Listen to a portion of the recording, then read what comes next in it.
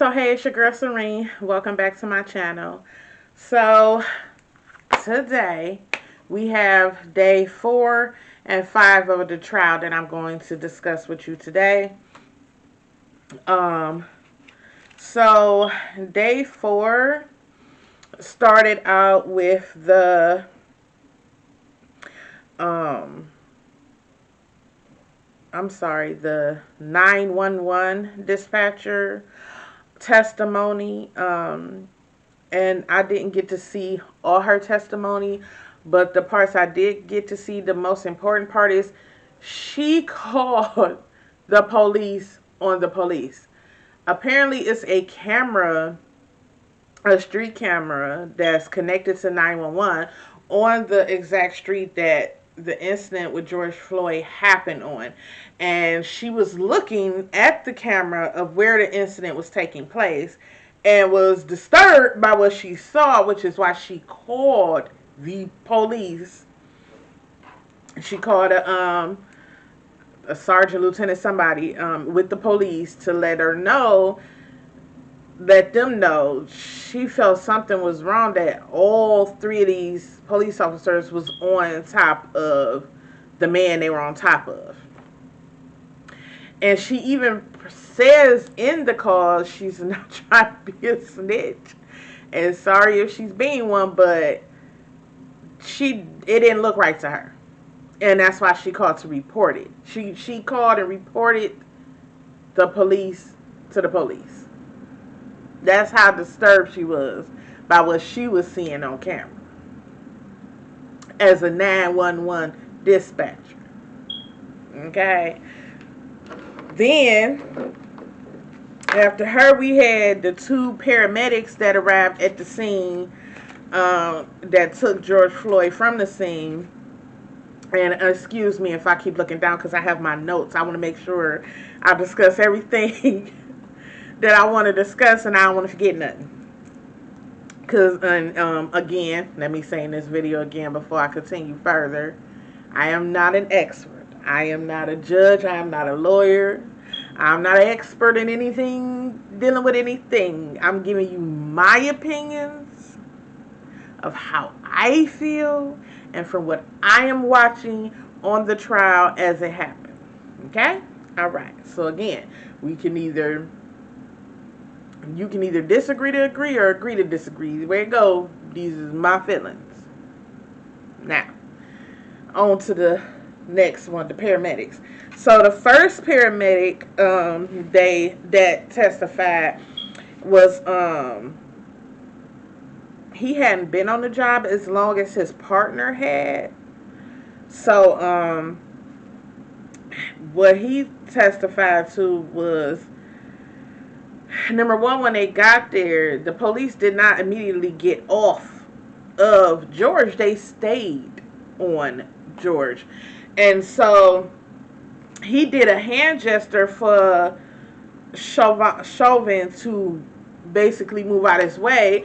And he said, I don't know if he didn't understand it or what, but he had to physically say, can you get off of him? After he bent down and tried to take his pulse, he still never moved off of George's neck. He stayed right on his neck, right where he was positioned, even while the paramedic was trying to get to see if they could find a pulse on George Floyd.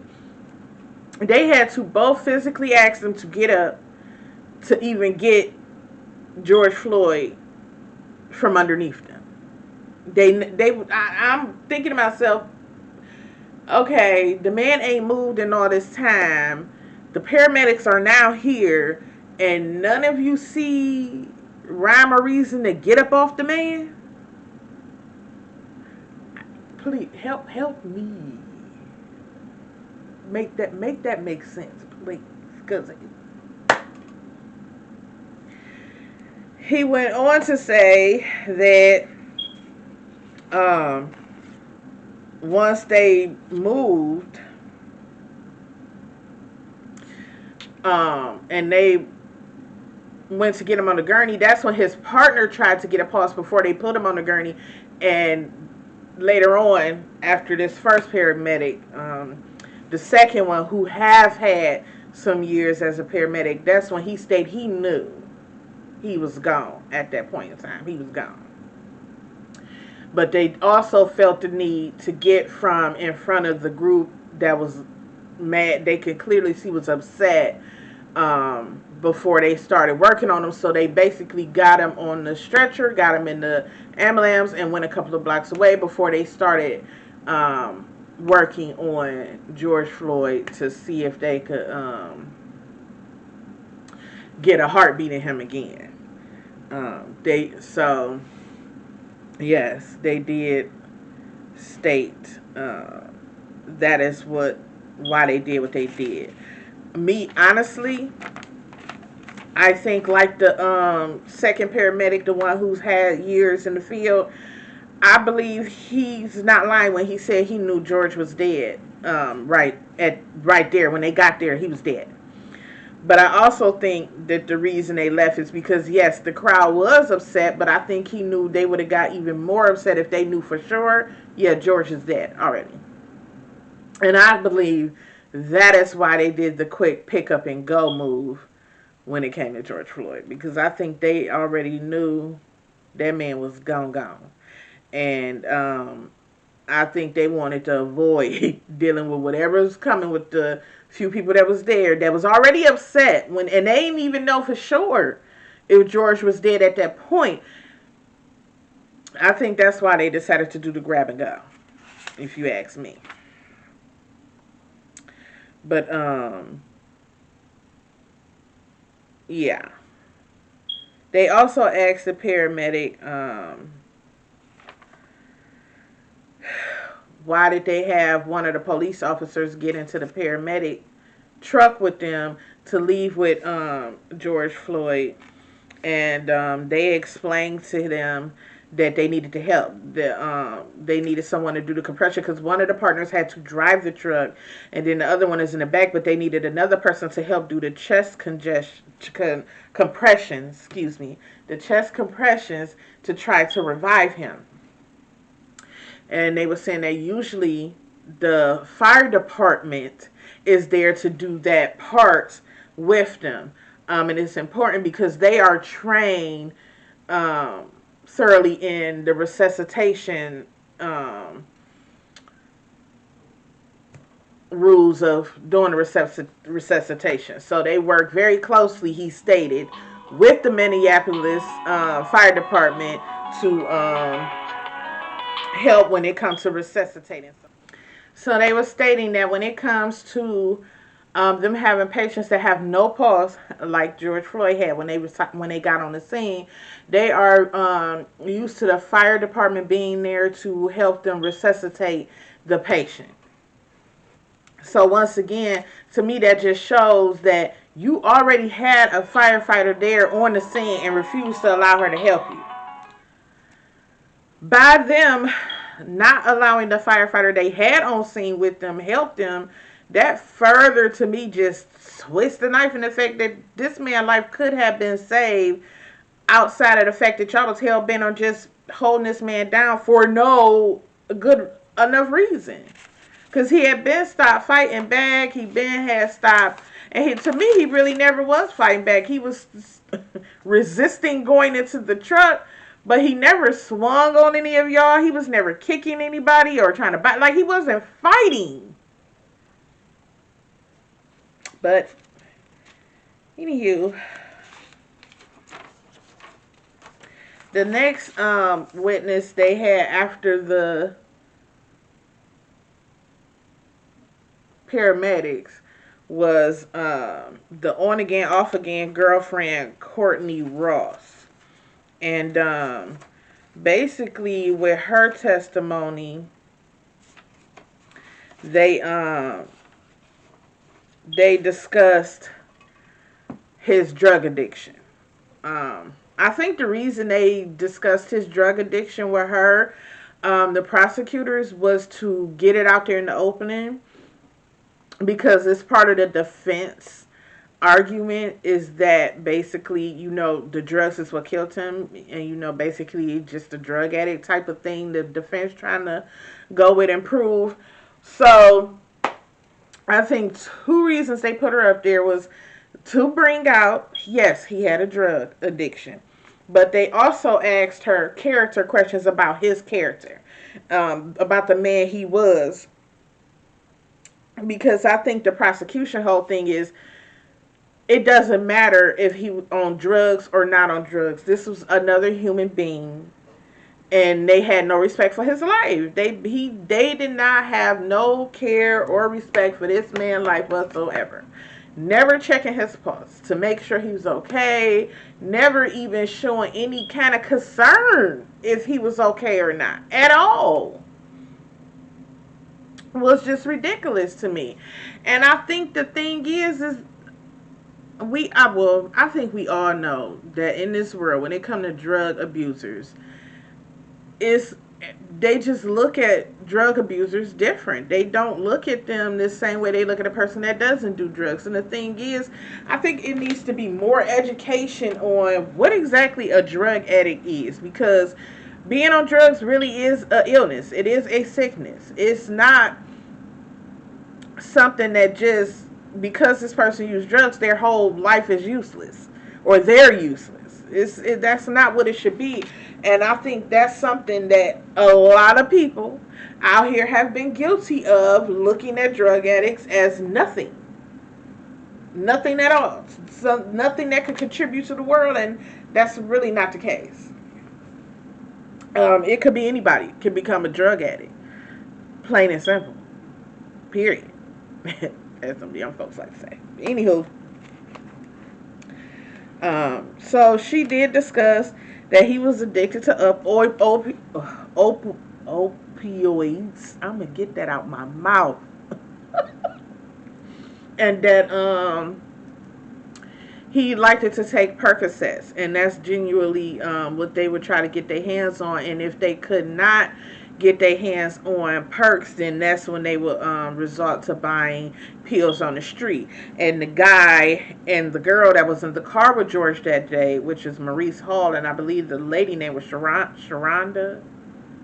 I might not be pronouncing it right. I'm not 100% sure. I will get that information though for the next video. Anywho, both of them have sold her and George pills. And she even told us a story about 2 months before his death. They had bought some pills for the guy Maurice that was in the car with George, and George ended up overdosing on them. She ended up having to take him to the hospital, and he ended up overdosing on the pills. And she said she didn't feel right neither. She felt jittery, couldn't sleep. She said she believed he basically sold him like a heroin pill that might have been straight heroin instead of the speedball, which I believe is a mixture of it. But don't get me started on that because I am not a drug expert. Don't use them. So I don't know. Either way it go, that's what she believed. And she also went on to state that she did not even care and she did not like the guy Maurice Hall at all. The defense, when he got up to question her, he actually had the nerves to try to state that he basically asked her what was George's nickname for her, and she said Ma. And he said, so he called you Ma as a nickname, and she said yes. So then the prosecution came back to question her after that, because the defense attorney was trying to say when he was calling out for his mama on the ground crying, that he was possibly calling for her. And let's be real, we know the difference between the ma that a man calls his woman versus a mama, they mommy, the woman that gave birth to them. And we all know George was calling for his mommy that gave birth to him. He wasn't calling for mom. Which the prosecution went back to question her again, in which she stated that ma he called me is a completely different tone than the ma he would call his mother. So she made sure the prosecution made sure she got that out and emphasized that it definitely was a difference in it, the thing, in the way he said mom for her and his mother. The next thing I want to discuss is the guy Maurice Hall that was in the car with George refuses to testify. Him and his lawyer did put out a statement that if he is brought into court and put on the stand, he will plead the fifth because of self-incrimination. He doesn't want to self-incriminate himself, which, after watching these last couple of days of the trial, I understand why he's saying that, because number one, he's listed as a drug addict, and number two, if you watch the video, he is clearly the one with the counterfeit money. So, yeah, he trying to keep himself out of jail, and by doing so, him and his lawyer decided he's not testifying for anybody, not the state and not the defense. But honestly, I do not believe anything he could testify to would be helpful to either the state or the defense, for the simple fact that the trial is not about him. And that's the only thing that really you can ask or question him, outside of maybe they could ask if George actually did take pills when he was in the car, because him and Sharonda in their statements did state that and when they did the written statements about the incident, they did write down that George had taken drugs in the car and had fell asleep after he took the drugs in the car, but then woke up. That was their explanation on why they were still sitting there. They was waiting for George to wake back up, which he did. So, yeah, I think that may have been what they were going to ask him. But again, he said he will plead the fifth. He's not going to testify. I don't know if Sharonda, the woman that was in the car, is going to be called to testify. Do not know. But the on again, off again girlfriend also stated that he was clean for 2 weeks before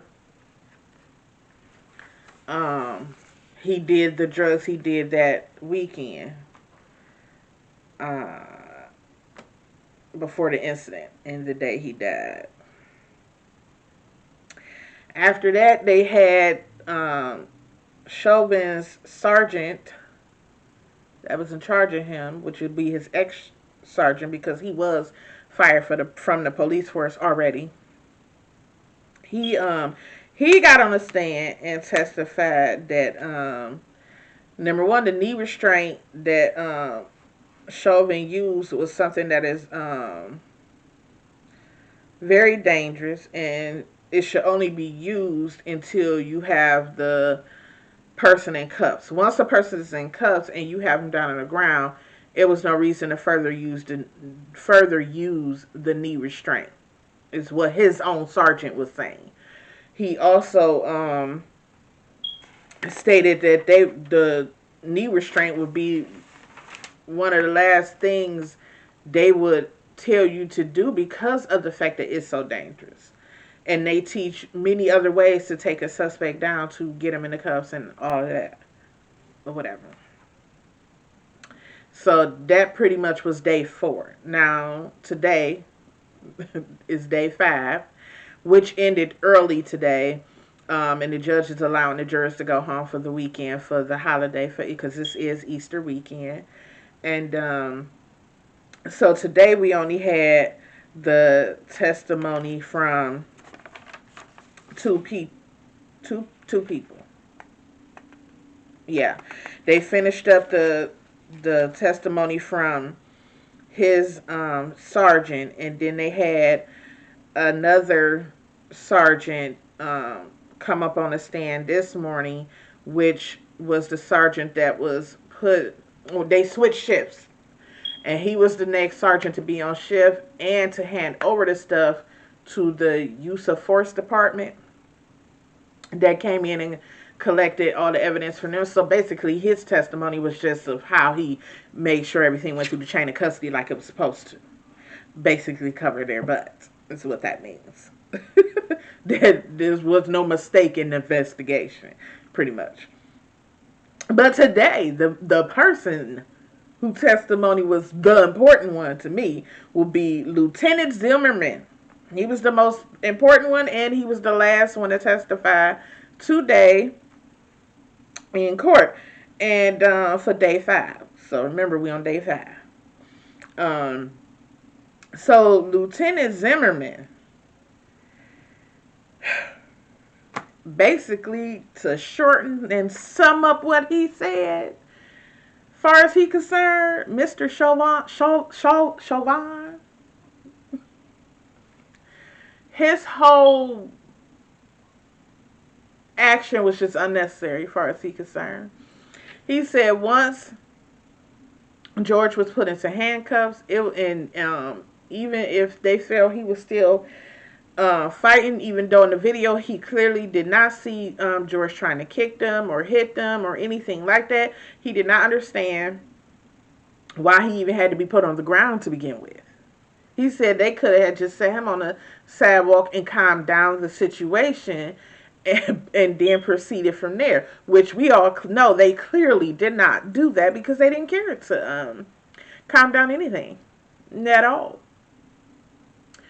But to furthermore, he said it was, I'm going to give you his exact words. He said it was uncalled for and unnecessary use of force with the knee on the neck and the length of time he left his knee on George's neck. He also explained that they go through a training course for use of force every year. And every year they state that the knee on the neck is a very dangerous tactic. And if used, your knee should be removed immediately once the person is cuffed, because they no longer pose a great threat. He also says that as far as the excuse he used, that he felt scared because of the crowd, and that's why he remained on top of George. He said he didn't understand that, because he said none of the people tried to attack them. None of them was approaching as if they were about to attack. So he did not understand why any of the officers, not one of the officers, should have felt scared at all, or couldn't concentrate on what they were doing when it came to George at all. That's what he stated.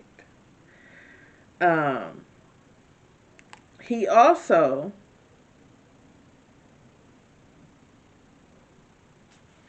went on to further state, that pretty much he felt it was no need for him to ever have put his knee in his neck to begin with. Period. Which we all know and agree is true. There was no need for any of the things this man came to do. When he came up on the scene, yes, they were in the middle of trying to get George into the car, and George was pushing, telling them he couldn't breathe, he was scared, he's claustrophobic, he's saying all of these things. I feel like none of them just care to listen to him at all, and there needs to definitely be some changes. That, number one, I don't know what person on this earth do not understand that a claustrophobic person, that's a real thing. And it's a real scary thing. And some people, will have a full-blown anxiety attack. What if he would have had a full-blown anxiety attack, which I believe he was in the middle of having, really, which is why he kept saying he couldn't breathe. I believe he was actually in the midst of having an anxiety attack at that time, if you ask me. But again, I'm no medical expert. However, I've had some anxiety attacks, and I do know. First thing is, you cannot breathe. That's how you feel, and that's how it is. You cannot breathe. So they need to have more of a sensitivity training. Let's be 100, okay? I understand there are some dangerous, demonized, just ugly folks out here. Do some crazy stuff, or would love nothing more than to kill a cop, beat a cop, whatever. I get that. I understand that. But it has to be where you have to understand you cannot treat every single person you come in contact with as a vicious criminal. And I feel like this is exactly what happened here. Y'all saw a big black man and decided he was a vicious drug addict criminal, crazed out his mind, and that's how y'all treated him. Instead of actually calming the situation down and talking to him and figuring out where to go from there, y'all treated him like he was nothing. And that's why we're where we are today.